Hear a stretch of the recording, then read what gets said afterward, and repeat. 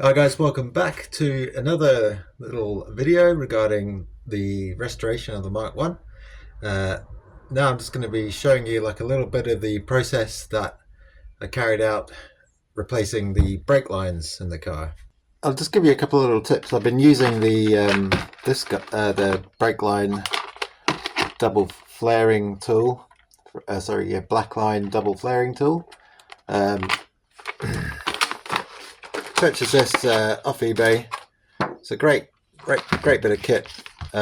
Tried this one from Sealy, and it looked the business, and it was like twice as expensive as this. But this I could not get along with. Very difficult to use, and broke after just a few uses. So totally hopeless. So anyway, I'll show you how I've been doing these. You've got the punch tool. You've got where's the depth gauge now? You've got the depth gauge.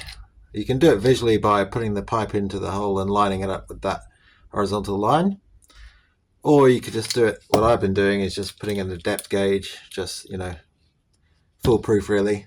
So then you get this punch grease, which is I assume like a mineral grease. Once you've cut your end, oh hang on, I'll cut the end first. So yeah, using just any old pipe cutter.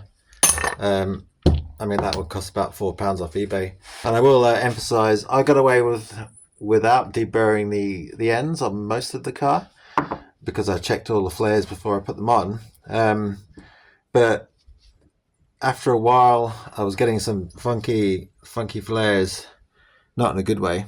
And it's not the tool; it's just the preparation of the pipe is paramount. I don't have a deburring tool, but what I found useful was just a 240 grit sanding disc, and you just sort of rub the ends like that, and then sort of go around and sort of twirl it around on the outside of the pipe, and it becomes nice and smooth. It doesn't take a lot of effort. If you want, you can blow through if there's any dust or whatever to knock it out. But once I started doing that, I didn't have any problems. So then, just dip it in the grease. You don't have to go crazy, just a wee bit.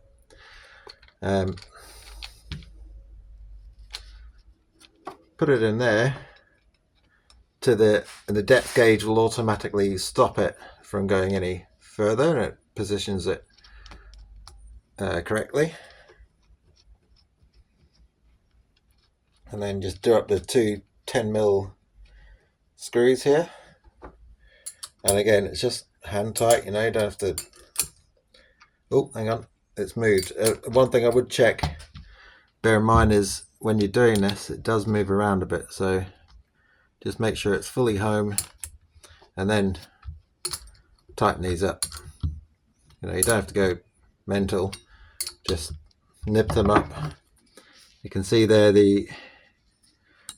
if I take the depth gauge out, there should be a little line there. See where the pipe is. Yep. So then for a normal flare, male flare, you use the operation 1. Hang on, operation 1. So put the end on first. I'm not going to put it on here because it'll just slide off. But yeah, make sure you put your fitting on first, because you won't be able to get it on, obviously. Right, so do it in hand tight. Get a 17mm spanner and just do it up until it sort of bottoms out. I must say, if you're doing this underneath the car, it'd be quite hard. I found undoing it, that was easy, but generally it's quite awkward to sort of get that done. So if I pull that out now, I'll have a perfect I'll show you. I should have a perfect single flare.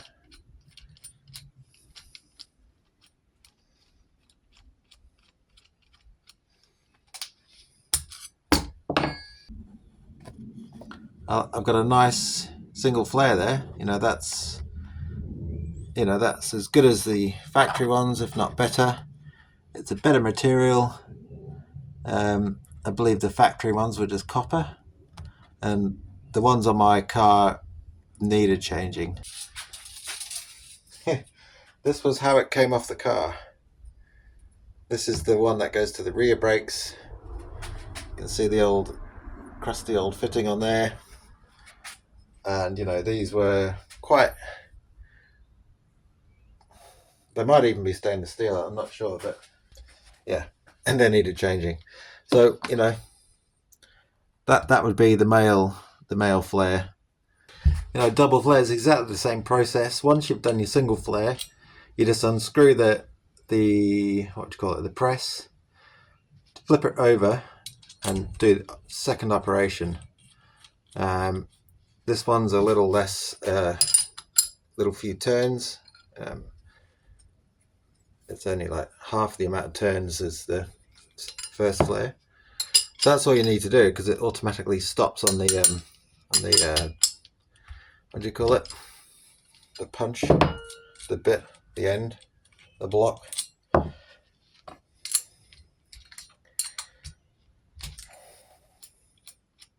So yeah, after a few goes, you really get the hang of using this tool, and I really like it. For 35 pounds, it's I've managed to do the entire car. And there you've got a double flare. Beautiful. That's perfect. So yeah, it really is a really good tool. So I'd recommend it. The Blackline double flare tool. Yeah, I've done about 20 or so flares on the car, maybe a bit more practicing. I did a few practice runs first, and then fitting it was really quite easy, actually. Yeah, no issues at all, apart from one which I mentioned earlier, where I was getting some weird, specifically weird double flares, and that was what was happening. The pipe was sort of splitting as it got pressed inwards, and I would attribute that to not deburring the pipe properly first, because if there's a sharp bit on the pipe, then it's going to catch and it's going to sort of tear. So yeah, deburr. If you don't have a deburrer, use a bit of 240 sanding disc or whatever, and just give it a little tickle, blow out any dust, and you're golden.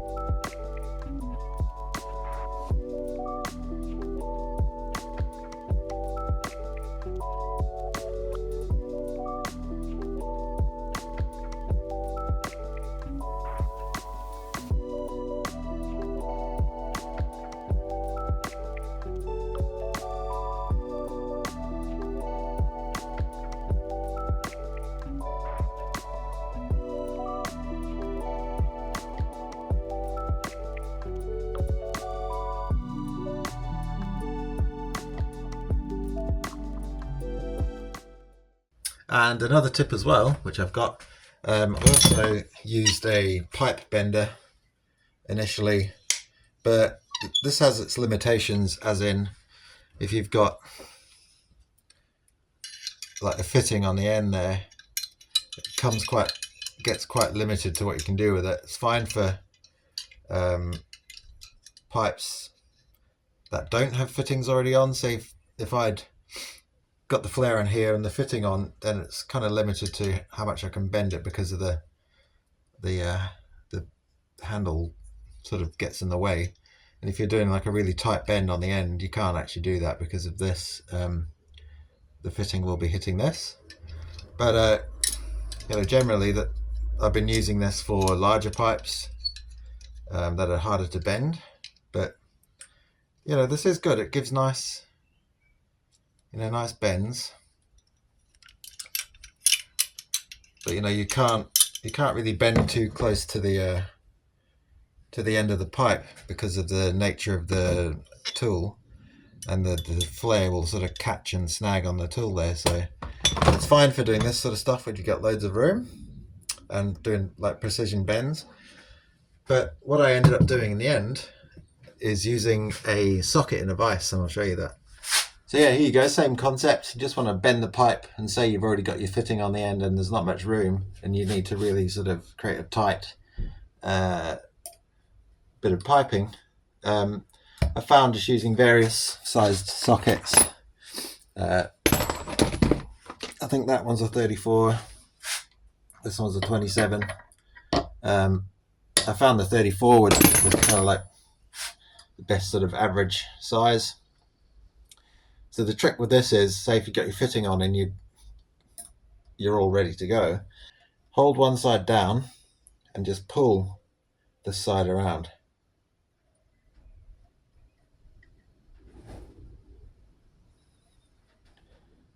And basically wherever your mark is, that would be like the center of the bend. So if you wanted it, yeah, I mean that's kind of how I've been doing it, is wherever your line is, you line it up with the edge of the socket, and that you'll end up with the line in the center of the bend.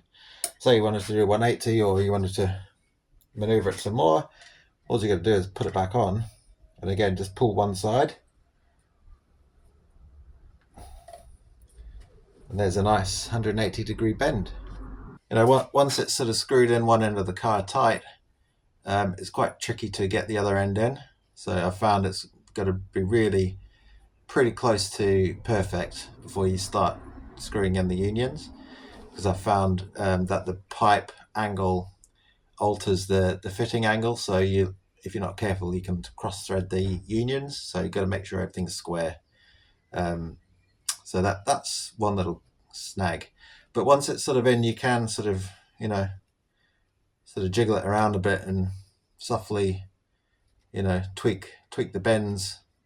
Say, you need a bit of room, twisting it, whatever, you can quite easily manipulate it on the car.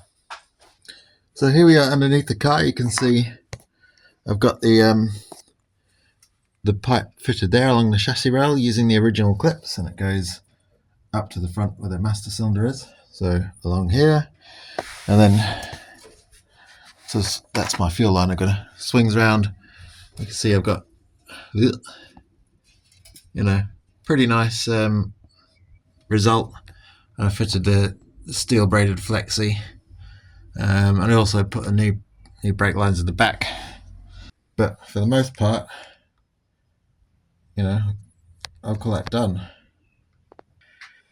And you can see here in the engine bay, a pretty good result. There's the passenger side, and you can't quite see it down here, but got it going into the inner wing there with my steel braided hose to the brake caliper. So it goes along there, got brake clip in there, pipe fitting, whatever, around there. And this, although it looks ugly, I mean it looks tight, it wasn't as hard as you think. It's actually, it gets easier the longer the hoses, I think, of the pipe. So see down there with the brake union, that was fine as well. No real issues there. I found if I loosened the mounting on the inner wing, it was made it slightly easier. And last night I did the one underneath the coil, going into the inner wing, fitted everything back, and then proceeded to bleed the brakes. So yeah, that finishes off the braking system for now. So yeah, I bled the brakes last night using .4 synthetic, so it doesn't eat my paint. It probably took about 300 mil. So yeah, I must have done it right. There's no leaks. I left it last night. I've been smashing the brake pedal overnight, and this morning I gave it a pump and it's just completely rock solid. There's no leaks yet. Hopefully there won't be any leaks. But yeah, I'm extremely happy with how that all turned out. I can't wait to drive the car and actually, even just moving it in and out the garage just to have a foot pedal would be amazing. Yeah, so I plan to fit the prop shaft next, put some gear oil in, so everything's pretty much set. Buy some spark plugs, put the fuel filter in, and finish the fuel line, and then check the timing. It is TDC, and charge the battery, put some fuel in, and yeah, go time.